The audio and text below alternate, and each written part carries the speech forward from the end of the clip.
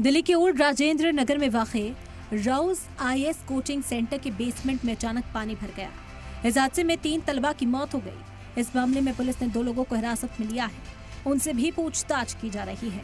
कहा जा रहा है कि राउज IAS कोचिंग सेंटर के बेसमेंट में पानी भरने से तलबा की मौत के बाद 2 थ्योरी, क्या बेसमेंट में भी कोचिंग चल रही थी और बिल्डिंग के पास फायर डिपार्टमेंट की NOC थी या नहीं, और मेन गेट पर लगा शेड कैसे टूटा, पर अपनी जांच शुरू की है। साथ ही पुलिस ने कोचिंग सेंटर के मालिक और कोऑर्डिनेटर को हिरासत में लिया था और अब उनकी गिरफ्तारी हो चुकी है। कल शाम को एक बेसमेंट में पानी भर जाने से कुछ लोगों के ट्रैप होने की खबर आई थी, जिस पे Delhi police, Delhi fire service और NDRF की टीम ने रिस्पॉन्ड किया था। हमने क्विकली कोऑर्डिनेट करके इन टीम्स का रिस्पॉन्स को भी कोऑर्डिनेट किया था और सर्च एंड रेस्क्यू ऑपरेशन वहाँ चलाए गए थे। वहाँ पे सर्च एंड रेस्क्यू ऑपरेशन के बाद 3 डेड बॉडीज वो बेसमेंट से रिकवर हुए थे। उनकी पहचान कर ली गई है और उनके परिवारजनों को सूचना दे दी गई है।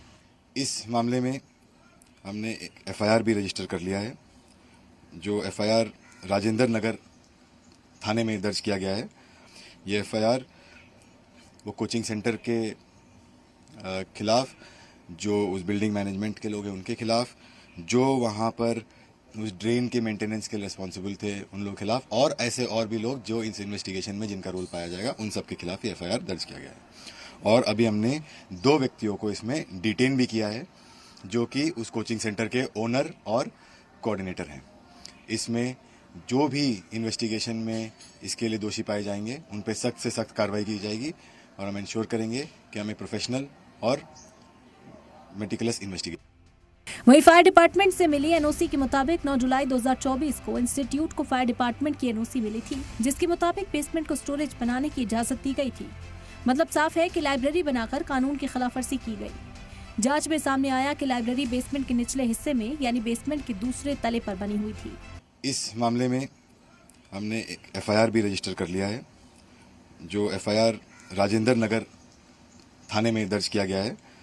वो अंडर सेक्शन 105, 1061, 115(2), 290 और 35 BNS के तहत ये FIR दर्ज किया गया है। इस बीच दिल्ली कोचिंग हादसे का एक वीडियो सामने आया है। बेसमेंट में पानी भरने का ये वीडियो है। इस वीडियो को देखने के बाद काफी सवाल उठ रहे हैं।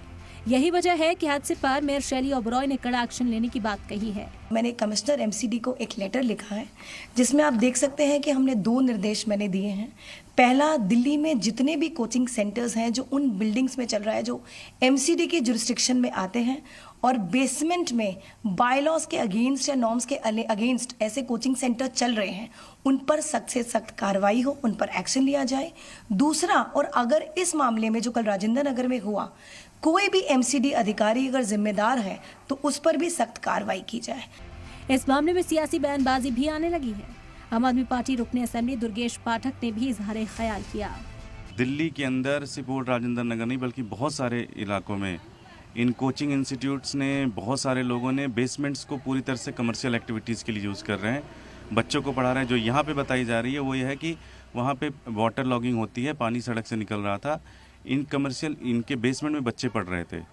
जो कोई गाड़ी निकली है और वो दरवाज़ा उनका गेट टूटा है, जिसके कारण से बेसमेंट में पानी गया है। लेकिन बेसमेंट में बच्चे पढ़ क्यों रहे थे? बेसमेंट में बच्चे क्या कर रहे थे? लाइब्रेरी खोल रखी है, बच्चे पढ़ा रहे हैं, ये टोटल क्रिमिनल एक्टिविटीज़ है।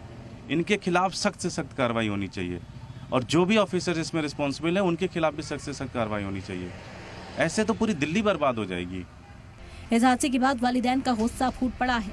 वही स्टूडेंट्स भी अपने रद्द-ए-अमल का इजहार कर रहे हैं। बिटिया का फ़ोन मिला है तो उसका फ़ोन बंद आ रहा था, तो कोचिंग वाले को फ़ोन मिला, एक बंद आ रहा था, एक दूसरा नंबर मैंने मिला, दूसरा मिल गया DP सिंह कोई है। तो DP सिंह से मैंने पूछा, मैंने कहा कि क्या आपके कोचिंग में इस तरह कोई घटना हुई है? बोले हाँ, हमारे कोचिंग है, रेस्क्यू ऑपरेशन चल रहा है। तो मैंने कहा मेरी बिटिया का एडमिशन हुआ है, श्रेया यादव, क्या वो भी तो नहीं है इसमें? तो बोले सर अभी नाम तो नहीं बता सकता, पर 2 कैजुअल्टी हुई हैं, 3 कैजुअल्टी हुई हैं, 2 बेटी और 1 बेटे की हुई है।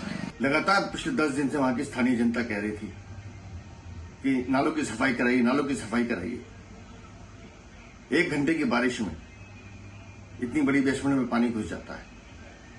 पूरी दिल्ली को बर्बाद करने का काम आम आदमी पार्टी की सरकार ने किया है और जो भ्रष्ट अफसर, जो तंत्र इसमें शामिल है, सबको सूली पर लटका देना चाहिए। डिमांड यही है कि भैया MCD प्रशासन कार्रवाई करे क्योंकि यहाँ पे स्टूडेंट्स के साथ जो हुआ है बेसमेंट में जो खुला हुआ है यहाँ पे इलीगल तरीके से चल रहा है, कोई सेफ्टी मेजर्स है नहीं और सीवर लाइन के पर नीचे से कहीं पास हो जा रही चीज़ें। तो अब जो वो चीज़ें हैं उनको सेफ्टी नॉर्म्स तो फॉलो, एमसीडी कैसे नक्शा पास कर देता है, कैसे चीज़ें कर रहा है, तो चीज़ें बंद होनी चाहिए।